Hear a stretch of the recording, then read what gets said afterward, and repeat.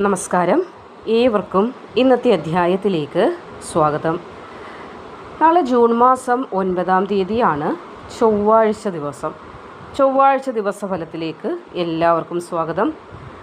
പഞ്ചാംഗം അനുസരിച്ച് നാളെ കൃഷ്ണപക്ഷ നവമി തിഥിയാണ്.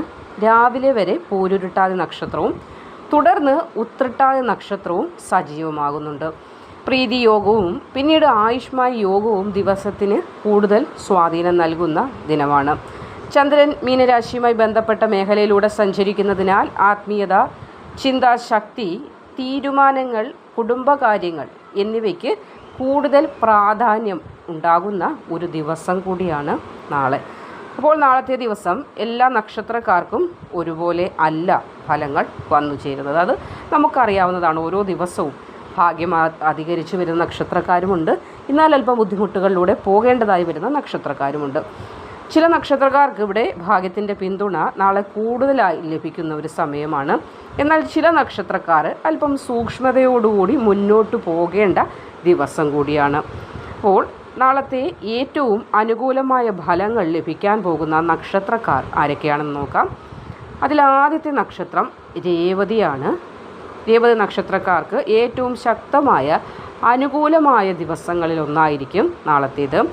അതായത് നീണ്ടകാലമായി മനസ്സിൽ സൂക്ഷിച്ചിരുന്ന ഒരാഗ്രഹവുമായി ബന്ധപ്പെട്ട് സന്തോഷകരമായ വാർത്ത ലഭിക്കുവാൻ സാധ്യതയുള്ളൊരു ദിവസമായിരിക്കും നാളെ രേവതി നക്ഷത്രക്കാർക്ക്.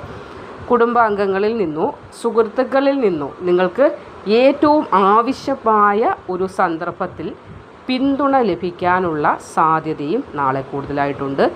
ജോലി ചെയ്യുന്നവർക്ക് ചില അംഗീകാര വാർത്തകളൊക്കെ ലഭിക്കുവാനായിട്ടുള്ള സാധ്യത കാണുന്നുണ്ട്. വ്യാപാര രംഗത്തുള്ളവർക്കും പുതിയ ബന്ധങ്ങളൊക്കെ ഗുണം ചെയ്യുന്നതായ ഒരു ദിവസവുമാണ്. നാളെ വിഷ്ണു ക്ഷേത്ര ദർശനം രേവതി നക്ഷത്രക്കാർ നടത്തുകയാണെങ്കിൽ ഏറ്റവും ഗുണമായിരിക്കും.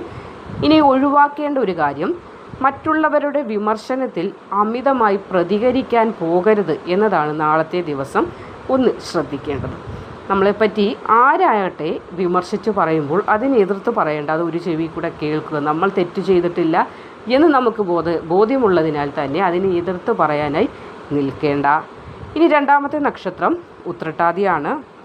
ഇവിടെ രാവിലേക്ക് ശേഷം ഉത്രട്ടാതി നക്ഷത്രത്തിലേക്ക് ചന്ദ്രൻ പ്രവേശിക്കുന്നതിനാൽ തന്നെ ഉത്രട്ടാതി നക്ഷത്രക്കാർക്ക് നാളെ പ്രത്യേക ആനുകൂല്യമൊക്കെ വന്നു ചേരുന്നതായ ഒരു ദിവസമാണ്. തടസ്സപ്പെട്ട് കിടന്ന കാര്യങ്ങൾ നാളെ തടസ്സങ്ങൾ മാറി മുന്നോട്ട് പോകും. ധനകാര്യ ഇടപാടുകളിൽ പുരോഗതിയൊക്കെ ഉണ്ടാകുന്ന ദിവസമാണ്. കുടുംബത്തിൽ മൊത്തമായി നോക്കുമ്പോൾ ഒരു സമാധാന അന്തരീക്ഷം വന്നു ചേരും. ചെയ്യേണ്ട കാര്യം, നാളെ ശിവഭഗവാനോ അതല്ലെങ്കിൽ അടുത്തുള്ള മഹാവിഷ്ണു ക്ഷേത്രത്തിൽ ഭഗവാൻ വിഷ്ണുവിനോ ക്ഷേത്ര ദർശനം നടത്തുക. ശിവക്ഷേത്ര ദർശനമാണെങ്കിൽ ജലധാര സമർപ്പിക്കുക. ഭഗവാൻ വിഷ്ണുവിനാണെങ്കിൽ ഒരു പാൽപ്പായസ നേദ്യം സമർപ്പിക്കുക. അതല്ലെങ്കിൽ ഒരു തുളസിമാല ചാർത്താനായിട്ട് ശ്രമിക്കുന്നത് ഉത്തമമാണ്. ഒഴിവാക്കേണ്ട കാര്യം, കടുത്ത വാക്കുകൾ, കർക്കശമായ അല്ലെങ്കിൽ ദേഷ്യത്തിലുള്ള വാക്കുകൾ നാളത്തെ ദിവസം ഒഴിവാക്കേണ്ടതാണ്. മൂന്നാമത്തെ നക്ഷത്രം പൂയമാണ്. വ്യാഴത്തിൻ്റെ അനുഗ്രഹം ലഭിക്കുന്ന നക്ഷത്രങ്ങളിൽ ഒന്നാണ്. നാളത്തെ ദിവസം വ്യാഴത്തിൻ്റെ അനുഗ്രഹമാണ് പൂയം നക്ഷത്രക്കാർക്ക് വന്നു ചേരുന്നത്. പുതിയ കാര്യങ്ങൾ ആലോചിക്കാനും പദ്ധതികൾ തയ്യാറാക്കാനുമൊക്കെ അനുയോജ്യമായ ദിവസമായിരിക്കും. ആത്മീയ കാര്യങ്ങളിൽ നാളത്തെ ദിവസം ഒരു താല്പര്യമൊക്കെ കൂടുതലായി തോന്നുന്നതാണ്. വിദ്യാർത്ഥികൾക്കും പഠനത്തിൽ ശ്രദ്ധ കേന്ദ്രീകരിക്കാൻ നാളത്തെ ദിവസം സാധിക്കുന്നതാണ്. അപ്പോൾ നാളത്തെ ദിവസം വ്യാഴപ്രീതികരമായ കാര്യങ്ങൾ ചെയ്യാനായിട്ട് ശ്രമിക്കുന്നത് ഏറ്റവും ഉത്തമമായിരിക്കും. ഇനി അടുത്ത നക്ഷത്രം രോഹിണിയാണ്. സാമ്പത്തിക കാര്യങ്ങളിൽ ചെറിയ നേട്ടങ്ങളൊക്കെ വന്നു ചേരുന്നതായ ഒരു ദിവസമായിരിക്കും. നീണ്ട നാളായി പ്രതീക്ഷിച്ചിരുന്ന ഒരു ഫോൺ കോൾ അല്ലെങ്കിൽ ഒരു സന്ദേശം നിങ്ങളെ തേടി വരാനുള്ള ഒരു ഭാഗ്യവും നാളത്തെ ദിവസം കാണുന്നുണ്ട്. വീട്ടിൽ ചില മംഗളകാര്യങ്ങളൊക്കെ ചർച്ച ചെയ്യപ്പെടാനുള്ള ഒരു സാധ്യതയും നാളത്തെ ദിവസം കാണുന്നുണ്ട്. ലക്ഷ്മി ദേവിയെ പ്രാർത്ഥിക്കുക. അപ്പോൾ നാളത്തെ ദിവസം വിളക്ക് തെളിയിച്ചതിന് ശേഷം വൈകിട്ട് മഹാലക്ഷ്മി നാമജപം നടത്തേണ്ടതാണ്. കൂടാതെ ഒഴിവാക്കേണ്ട ഒരു കാര്യം, അനാവശ്യ ചെലവുകളിലേക്ക് പോകാതിരിക്കാനായിട്ടത് ശ്രദ്ധിക്കുക. ധനം വരുമെന്ന് ഞാൻ തുടക്കത്തിലേ പറഞ്ഞു, പക്ഷേ അതോടൊപ്പം തന്നെ അനാവശ്യ ചെലവുകൾ വന്നു ചേരാൻ സാധ്യതയും നമുക്ക് തള്ളിക്കളയാനായി പറ്റുകയില്ല. അതുകൊണ്ട് അനാവശ്യ ചെലവുകളെ കഴിവതും നാളത്തെ ദിവസം ഒന്ന് ബ്രേക്ക് ചെയ്ത് നിർത്താനായിട്ട് ശ്രമിക്കുക. അടുത്ത നക്ഷത്രം അനിഴമാണ്. അനിഴ നക്ഷത്രക്കാർക്ക് ആത്മവിശ്വാസം വർദ്ധിക്കുന്ന ദിവസമായിരിക്കും നാളെ. മറ്റുള്ളവരെ സ്വാധീനിക്കാൻ കഴിയുന്നതായ ചില സാഹചര്യങ്ങളൊക്കെ ഉണ്ടാകും. അതായത് നിങ്ങളെ എതിർത്ത് പറയുന്നവരാണെങ്കിൽ പോലും അവരെ നിങ്ങൾക്ക് സ്വാധീനം ചെലുത്താൻ, അവരെ നിങ്ങളുടെ ആ ഒരു വഴിക്ക് കൊണ്ടുവരാനും നിങ്ങൾക്ക് സാധിക്കും. തൊഴിൽ രംഗത്ത് നേട്ടമൊക്കെ ഉണ്ടാകുന്നതായ ഒരു ദിവസമാണ്. ഹനുമാൻ ചാലിസ നാളത്തെ ദിവസം ജപിക്കുന്നതും ഹനുമാൻ സ്വാമി ക്ഷേത്ര ദർശനം നടത്തുന്നതും നാളെ ഉത്തമമായിരിക്കും. ഒഴിവാക്കേണ്ട കാര്യം കോപത്തിൽ എടുത്തുചാടിയുള്ള തീരുമാനങ്ങൾ എടുക്കാതിരിക്കാനായിട്ട് ശ്രമിക്കുക. അടുത്ത നക്ഷത്രം ഉത്രാടമാണ്. ഉത്രാടം നക്ഷത്രക്കാർക്കും ഭാഗ്യത്തിൻ്റെ പിന്തുണ ഉണ്ടാകുന്ന ദിവസമായിരിക്കും നാളെ. പുതിയ അവസരങ്ങൾ വന്നുചേരും. കുടുംബത്തിലും സന്തോഷകരമായ ഒരു തീരുമാനമൊക്കെ ഉണ്ടാകാനുള്ള സാധ്യത. ചിലപ്പോൾ വിവാഹവുമായി ബന്ധപ്പെട്ടതാകാം, ചിലപ്പോൾ ബിസിനസ്സുമായി ബന്ധപ്പെട്ടതാകാം, അല്ലെങ്കിൽ പുതിയൊരു കോഴ്സിലേക്ക് ചേരുന്നതുമായി ബന്ധപ്പെട്ടതാകാം. ഏതായാലും നിങ്ങളുമായി ബന്ധപ്പെട്ട ഒരു സുപ്രധാന തീരുമാനം നാളെ ഗൃഹത്തിലെടുക്കാനും അത് നിങ്ങൾക്ക് അനുകൂലമായ ഭാഗ്യാനുഭവങ്ങൾ തരുന്നതിനും സാധ്യത കൂടുതലാണ്. മാനസികമായൊരു ശക്തിയൊക്കെ നാളെ കൂടുതലായി വന്നു ചേരുന്ന ദിവസമാണ്. രാവിലെ എഴുന്നേൽക്കുമ്പോൾ തന്നെ നാളെ സൂര്യഭഗവാനെ പ്രാർത്ഥിക്കുക. ആദിത്യ ഹൃദയം ജപിച്ച് രാവിലത്തെ ദിവസം ശുഭകരമായി തന്നെ തുടങ്ങുക.